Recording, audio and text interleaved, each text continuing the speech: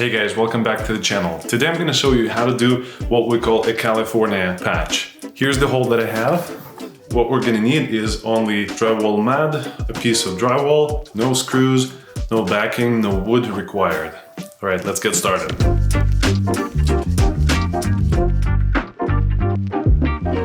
So the very first step is to clean off all of the edges because we need our patch to be nice and tight. So that's extremely important to get everything clean.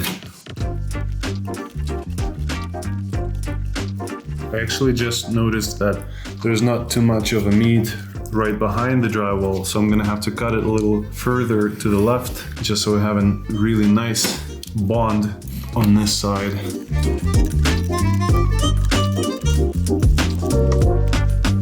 Alright, so here's what I have. I have a clean piece of drywall, and I actually don't need a lot.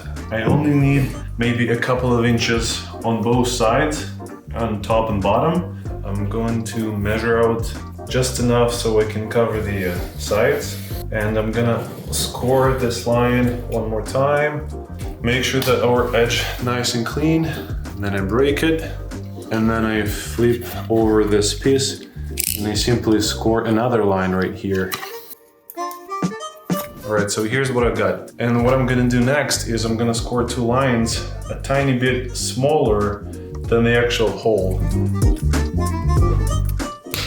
But now I don't wanna take it off. I wanna break it, and then I'm gonna peel off the paper this way. So I have the paper attached to my patch. Here's what I got. This is basically saving, time on not applying regular tape and gluing the tape. It's already glued. And I'm gonna do exactly the same thing on the other side. I'm gonna break it and I'm gonna peel it off. And now I'm gonna do the same thing but with the top and bottom. One more. And the bottom. That's it, it's done. And now here's the advanced trick. A lot of guys can show you how to do this type of a patch, this California patch, but here's the tiny little trick that will make your life a little easier. Right now we have this ridge on the paper, it's pretty thick. And so what I'm going to do with this is just gonna tear off a tiny bit off. And now it's going to become really, really thin, which will help us with the mudding stage. We won't have to apply as much of a mud to make it really smooth. Alright, so this way I'm going to get really, really nice and smooth transition when it's not super thick. It goes to almost nothing. That's the trick. Alright, so my piece fits in. There's not too much of room. Just enough, exactly what we need.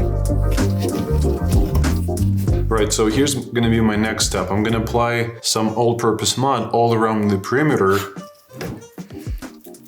Doesn't have to be too much, but we wanna make sure that there is something to work with. Obviously, the best would be to use yellow mud, which is designed for taping, which has some adhesive in it. But if we have one small repair, all-purpose mud would work just fine. And also I'm gonna put some mud into the hole all around the perimeter of my square, just to make sure that we have enough mud to get that nice and tight bond. And now it's time to put the puzzles together.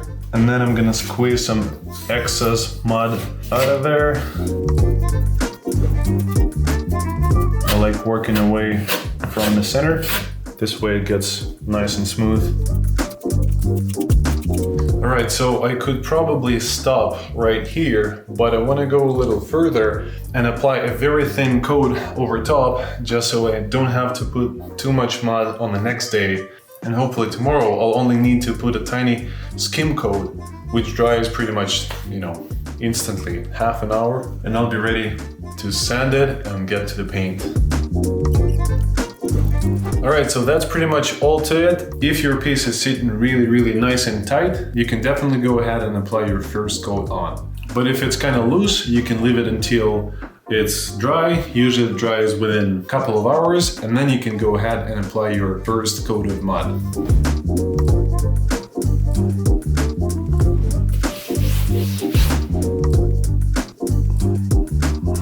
Alright, so that's pretty much it. I hope you guys find this video helpful, and as always, till the next one, take care.